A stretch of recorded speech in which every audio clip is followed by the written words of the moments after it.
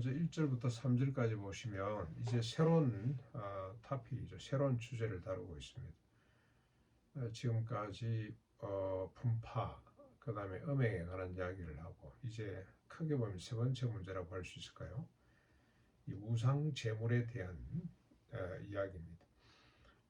이 우상 제물이 왜 문제가 되냐면 당시 고린도 지역에는 이 모든 육고기는 일단 우상 그 제단 앞에 올라갔다 온 거라 그래요.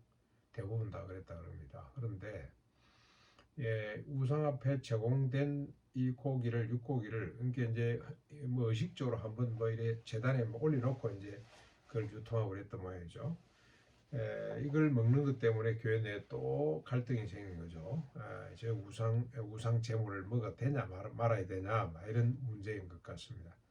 근데 이게 아마 심각한 분열의 불씨가 되고 또 내용이 됐던 것 같습니다. 그래서 우상 제물에 대한 이야기를 정리를 하는데 그러면서 정말로 기독교가 뭔지 복음이 뭔지 구원이 뭔지를 설명을 해야 됩니다. 어떤 사항을 가지고 복음을 설명을 하는 거죠. 우상 제물에 대하여는 우리가 다 지식이 있는 줄로 안다. 다 이렇다 저렇다 나름대로의 논리가 있고 이론이 있다는 거죠. 그러나 이런 논리와 이론과 지식은 사람을 교만하게 한다. 그러나 사랑은 덕을 세우는데 만일 누구든지 무엇을 아는 줄로 생각하면 아직도 마땅히 알 것을 알지 못한다고 생각하는 것이 맞다. 참 중요한 원리입니다. 그렇죠? 내가 뭘 좀 안다 그러면 아직까지도 알아야 될 걸 내가 모른다라고 판단을 하라는 거죠. 뭐 소크라테스가 그랬죠. 네 자신을 알라. 네가 모른다는 걸 알라.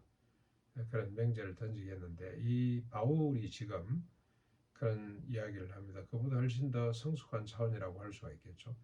내가 뭘 안다라고 생각하면 내가 기준이 되잖아요.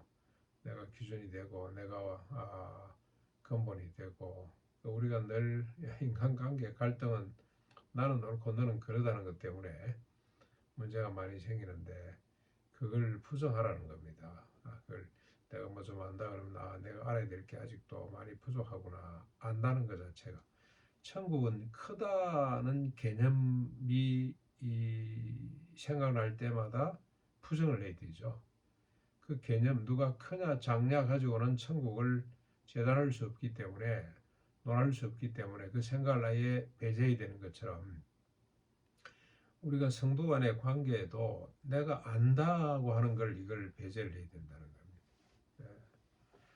그러나 누구든지 하나님을 사랑하면 진짜 하나님이 인정해 주는 게 중요한데 하나님을 사랑하면 하나님도 알아주신다. 우리가 하나님을 사랑하는 것이 중요한 거지 뭘 안다 이런 게 중요한 게 아니다는 겁니다. 하나님을 안다는 건 또 뭐냐? 하나님 안다는 거, 하나님 말씀대로 사는 거죠. 하나님 말씀은 또 핵심이 사랑하는 겁니다. 사랑하는 거. 믿음과 소망, 사랑 이 세 가지는 항상 요 차원에서 나온 이야기예요. 사랑자라는 것이. 4절에 보면 우상 제물을 먹는 일에 대하여 말하자면 이제 정리를 합니다. 우상 제물. 우상은 아무것도 아니다. 아무것도 아니다. 우상이 뭐냐? 참된 신은 하나님 한 분밖에 없다. 하늘에나 땅에나 많은 신과 주가 있지만 우리에게는 한 하나님 곧 아버지가 계시고 만물이 그에게서 났고 우리도 그를 위하여 있고 또 한 주가 계시는데 그는 예수 그리스도인데 만물이 그로 말미암고 우리도 그로 말미암아 있다. 이게 신론입니다. 인간론입니다. 그렇죠? 인간은 하나님에 의해서 만들어지고 예수 그리스도 삼일째 하나님에 의해서 만들어졌고 위하여 있고 존재한다.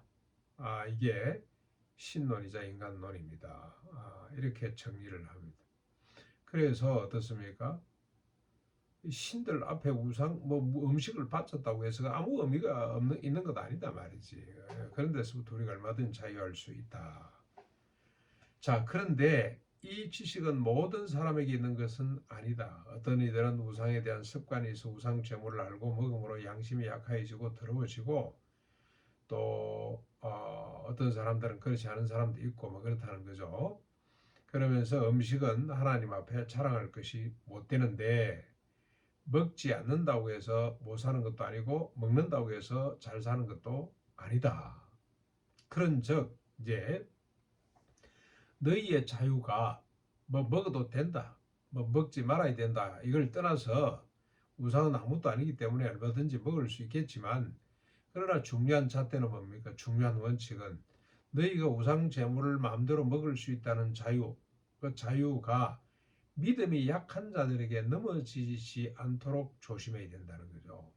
지식이 있다는 내가 우상 집에 앉아 먹는 것을 누구든지 보고 믿음이 약한 자들이 양심에 담력을 얻어서 우상 제물을 먹게 되지 않겠느냐 말이지. 그러면 내 지식으로 그 믿음이 약한 자가 그렇게 집어먹고는 양심의 가책을 받고 또 아이고 모르겠다 포기하게 되고 그래서 멸망해야 되는데 그런 그리스도를 위하여 그리스도께서 위하여 죽으신 형제가 된다는 거죠.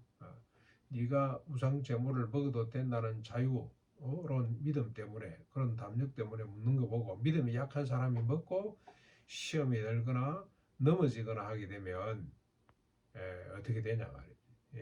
그 연약한 한 사람도 그리스도께서 위하여 죽으신 형제란 말이죠. 그러니까 여러분 우리가 서로 하나인데다가 그 하나인데 특별한 하나입니다. 그렇죠? 그리스도께서 우리를 위하여 돌아가신 하나. 그러니까 하나님이 너무너무 사랑하는 각자 한 사람 한 사람이다. 자, 그래서 결론입니다. 12절에 이같이 너희가 형제에게 죄를 지어 그 약한 양심을 상하게 하는 것이 많은 겁니까? 그리스도에게 죄를 짓는 것이다. 그러므로 만일 음식이 네 형제를 실족하게 한다면 나는 영원히 고기를 먹지 아니하여 형제를 실족하지 않게 하겠다는 겁니다.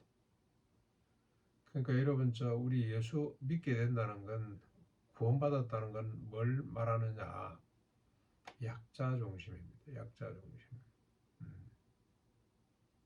나와 너의 관계 속에 너 중심이고 약자 중심이고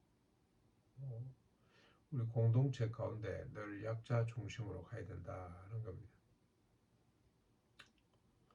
이 바울의 이 고백이 우리의 고백이 됐으면 좋겠습니다. 내가 고기를 먹는 자유가 있지만 내가 고기를 먹음으로 형제 중 연약한 자 한 사람이 실족하게 된다면 나는 영원히 고기를 먹지 않겠다. 이 고린도 교회는 다양한 사람들이 모인 도시거든요. 고린도가 당시에 큰 도시였기 때문에 각계각층의 사람들이 모여 있습니다. 여기는 유대인도 있고 헬라인도 있고 그래서 유대 배경에서 살아온 사람들은 우상 제물을 먹어서는 절대 안 된다는 생각을 했을 것이고 헬라 문화권 속에서 살아온 사람들은 우상이 뭐냐 말이지 습관적으로 늘 먹어왔을 것이고 그래서 먹어도 된다 안 된다 가지고 시비가 붙은 거죠.